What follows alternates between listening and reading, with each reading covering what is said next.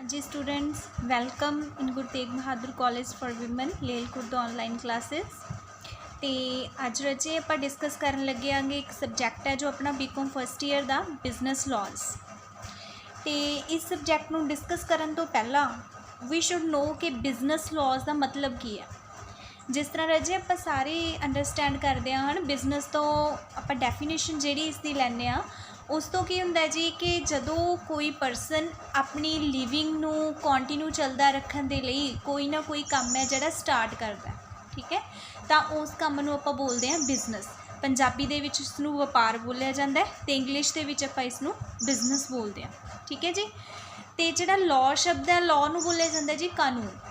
क्योंकि जेकर आप कोई काम कर रहे हैं कोई बिजनेस कर रहे हैं तो आपको बहुत सारे जोड़े कानून ने लॉज ने वो फॉलो करने पैंदे ने, ठीक है जी। तो जदों एक बिजनेस नू कॉन्टीन्यू रखण दे लई आपां कुछ ना कुछ रूल्स रेगूलेशनस नू फॉलो करते हैं, उन्होंने बोलिया जाता है जी बिजनेस लॉज।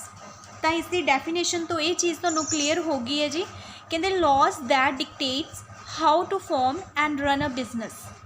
कहते लॉ का की मतलब है जी, ठीक है। बिजनेस लॉ की डेफिनेशन है रजे ये कि बिजनेस लॉ की है जी कि एक बिजनेस नू किस तरह फॉर्म करना है तो उन्होंने किस तरह अपने रनिंग दे विच रखना है, किस तरह उन्होंने चलता रखना है, ठीक है। कि उसके लिए कुछ रूल्स बनाए जाते हैं। जिस तरह आप कोई भी ऑर्गेनाइजेशन चलानी है, जिस तरह एक स्कूल चलाना है, एक कॉलेज चलाना है, तो उसके कुछ प्रिंसीपल्स होंगे ने, उसके कुछ रूल्स होंगे ने कि इसनूं किस ढंग दे नाल चलाया जाऊगा। जिस तरह है ना तुसी स्कूल्स दे विच पढ़े हुए हो तो उत्थे आपां नूं दस्सिया जांदा है ना कि आपां इस हिसाब नाल रहना है जी, ये चीज़ करनी है, ये चीज़ नहीं करनी, डूज एंड डोंट्स, ठीक है। कि किहड़ी चीज़ करनी है, किहड़ी चीज़ नहीं करनी। तो उन्हां चीज़ां दे लई की है रूल्स फ्रेम किए जाते हैं, रूल बनाए जाते हैं ताकि आपां नूं कंप्लीटली उस चीज़ की अंडरस्टैंडिंग हो सके।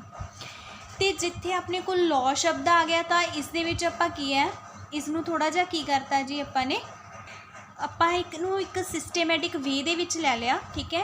कि जेकर इन्हां रूल्स से प्रिंसीपल्स नूं फॉलो नहीं किया जाऊगा तो इस दे लई एक कंसर्न की होगी, पुनिशमेंट होगी। जिस तरह अपन स्कूल कॉलेज दे विच भी हुंदा है कि जदों आप किसी रूल नूं फॉलो नहीं करते तो उस दे लई आपां नूं की है पुनिश किया जाता है। तो इस दे अगे तुहानूं की कहंदे है, it includes all the laws that the government has start by manage and close or sell any type of business। कहते जदों एक गौरमेंट है जी, ठीक है, सरकार है, वो की करती है जी किसी बिजनेस नूं स्टार्ट करन दे लई, उस बिजनेस नूं बाय करन दे लई, बाय हुंदा जी खरीदना, स्टार्ट होगा शुरू करना, मैनेज करन दे लई, मैनेज हुंदा उहनूं चलाना, ठीक है। तो एंड क्लोज और सैल, क्लोज मीनस उसनूं बंद करना, सैल मीनस उसनूं वेचना। किसी भी टाइप की एक्टिविटी उन्हें करनी है तो उन्होंने लॉज के दायरे दे विच रह के ही सारा कुछ करना पड़ेगा, ठीक है। लॉज तो बिना आपां किसी कंपनी की जो एग्जिस्टेंस है उसनूं की है जी आपां अज्यूम भी नहीं कर सकते कि कोई कंपनी विदाउट लॉ चल सकती है। तो आई थिंक कि थोड़ी डेफिनेशन क्लीयर हो गई होगी, ठीक है। कि बिजनेस लॉ की होगा, एक बिजनेस नूं सही ढंग दे नाल चलाउण दे लई जिहड़े रूल्स ते रेगूलेशनस बनाए जाते हैं उन्हां रेगूलेशनस के ग्रुप नूं आपां बोलदे हां बिजनेस लॉज। तो उस तो बाद जिहड़ा सब तो मेन टॉपिक आंदा जी तुहाडा टाइप्स ऑफ बिजनेस। कि जे आपां मेनली गल करिए, ठीक है, कि बिजनेस की ने अपने उन्होंने आप डिवाइड कर लेना। मेनली बिजनेस को आप डिवाइड करांगे दो कैटागरीज के विच, एक होंदे ने मैन्युफैक्चरिंग के बिजनेस, दूसरे होंदे ने ट्रेडिंग के बिजनेस। मैन्युफैक्चरिंग होंदी है रजे प्रोडक्शन, प्रोड्यूस करना, कोई चीज़ बनानी, ठीक है, कि जिथे चीज़ां बनदियां ने जिन्हों आप अपनी लैंगुएज दे विच बोल दिंदे आ फैक्टरी, है ना। तो सैकेंड होंदा जिहड़ा ट्रेडिंग का बिजनेस। ट्रेडिंग होंदा जी जिहड़े सिर्फ खरीद वेच का ही काम करते हैं, वो चीज़ां खुद नहीं बनाते, वो किसी तो खरीदते हैं, उस तो बाद अगे उन्होंने कंज्यूमर नूं की करते हैं सप्लाई करते हैं, ठीक है। तो बिजनेस है जिहड़ा किसी भी टाइप का तुहाडा हो सकता है। मेनली आपां इहनूं की है दो टाइप्स के विच डिफाइन करते हैं।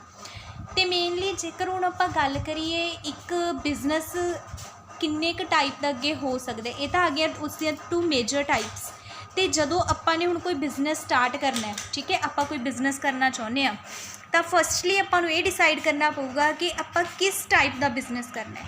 सब तो पहली गल तो मेनली तो दो कैटागरीज के विच डिवाइड करता, जिन्होंने मैन्युफैक्चरिंग होगी तो ट्रेडिंग कंपनी हो गया। जे तो आपां मैन्युफैक्चरिंग का करना है, ठीक है, तो उस दे विच आपां नूं इसदी जिहड़ी कॉस्ट है, खर्चा है, वो ज़्यादा आऊगा, ठीक है, in comparison to trading business. तो सब तो पहला एक पर्सन डिसाइड करूगा जी कि उन्हें किस तरह का बिजनेस करना है, जिहदे विचों सब तो पहला है जी अपना 1 पर्सन कंपनी। तो ये चीज़ शायद तुहानूं पता ही होगी है ना कि जदों आपां ने कोई बिजनेस स्टार्ट करना है तो किस चीज़ नाल स्टार्ट होगा, मनी दे नाल, पैसे दे नाल। ठीक है, पैसे तो बिना तो आपां किसी चीज़ नूं अज्यूम भी नहीं कर सकते। तो पैसे दे नाल जदों तुसीं बिजनेस स्टार्ट करना है तो आपां सब तो पहला ये देखांगे कि अपने कोल मनी है किन्नी कुछ। ठीक है, जे अपने कोल घट पैसा है तो आप एक दुकान भी खोल सकते हैं। ठीक है, जिसनों बोलिया जाता है 1 पर्सन कंपनी। ठीक है, अपने जिवें मोस्टली अपने होंदियां ही ने अपने एरियाज़ दे विच कोई एक पर्सन अपनी दुकान खोल लैंदा है ना। तो सैकेंड आंदा जी इस दे विच पार्टनरशिप फॉर्म। ये भी तुसीं कंसैप्ट सुनिया होगा जी कि जदों 2 या 2 तो वध पर्सन मिल के एक बिजनेस नूं स्टार्ट करते हैं। ठीक है, वो की बन जाते हैं, पार्टनर बन जाते हैं। तो जिहड़ा बिजनेस वो कर रहे हैं उसनूं बोलिया जाता है पार्टनरशिप फॉर्म। तीसरे होंदे ने जी हिंदू अनडिवाइडड फैमिली। जी हिंदू शब्द आ गया तो मतलब ये नहीं कि किसी धर्म के नाल रिलेट करूगा। ठीक है, तो हिंदू अनडिवाइडड फैमिली नूं शॉर्ट फॉर्म दे विच आपां बोलते हैं जी HUF।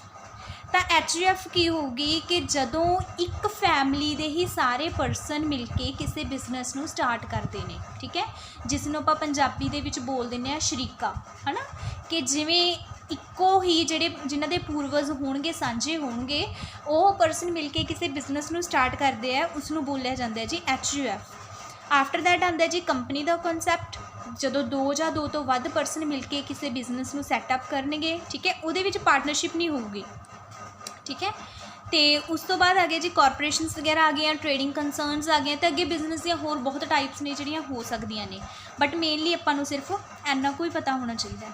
ठीक है जी, तो उस तो बाद आंदा जी कहते बिजनेस लॉ दे विच अपने स्टेट के लॉ भी हो सकते हैं, तो फैडरल के लॉ भी हो सकते हैं। फैडरल हुंदा है जी सेंटर।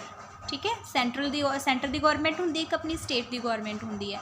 तो बिजनेस का जो लॉ है, आप किस टाइप का बिजनेस कर रहे हैं तो उस टाइप के जोड़े लॉज ने आपू फॉलो करने पैणगे। लीगल फॉर्मैलिटीज़ तुसीं कह सकते हो, कानूनी जिहड़ियां अपने कोल फॉर्मैलिटीज़ हो गई जो आप उन्होंने पूरा करते हैं रूल्स के विच रह के, तो उसनूं बोलिया जाता है जी बिजनेस लॉ। स्टेट के अंदर भी हो सकते तो फैडरल का भी हो सकता है। तो सब तो पहला आप गल करते हैं जी इसके स्कोप की कि बिजनेस लॉ के किहड़े अगे जिहड़े एक्ट नेगे। ठीक है, वो इस दे विच आंदे ने। जिस तरह जी आप करते हैं कि पूरे लॉ नूं डिवाइड कर लैंदे। ठीक है, कि किहड़ा एक्ट, ठीक है, इन्हां चीज़ों नूं एक्ट बोलिया जाता है। ठीक है, कि किहड़ी चीज़ किस चीज़ के नाल रिलेट करूगी। जिवें सब तो पहला आंदा जी अपने कोल इंडियन कॉन्ट्रैक्ट एक्ट। कॉन्ट्रैक्ट की हुंदा जी जदों 2 पर्सन मिल के एक दूसरे दे नाल डीलिंग करते हैं। ठीक है, कुछ आप खरीदना है, बेचना है, तो 2 परसनस दे विच की है जी गलबात होगी, उसनूं बोलिया जाता है कॉन्ट्रैक्ट। इस दे लई एक्ट है अपना 1872। तो जिहड़ा तुसीं BCom के फस्ट ईयर दे विच पढ़ना है जी, वो तुसीं पढ़ना है Indian contract act, sale of goods act. ठीक है, तो अपने कोल तीसरा आ जाता है जी अपना, ठीक है, नैगोशिएबल इंस्ट्रूमेंट्स एक्ट। ठीक है, ये तुसीं BCom के फस्ट ईयर्स दे विच पढ़ोगे। तो जिहड़ा फस्ट सैम दे विच तुहानूं पहले 2 एक्ट आउणगे। ठीक है जी, तो सैकेंड है जी अपने कोल sale of goods act. Third आ जाता है जी इंडियन पार्टनरशिप एक्ट, जिस दे अंडर आपां की करांगे कि पार्टनरशिप फर्म नूं किस हिसाब दे नाल मैनेज किया जाता है।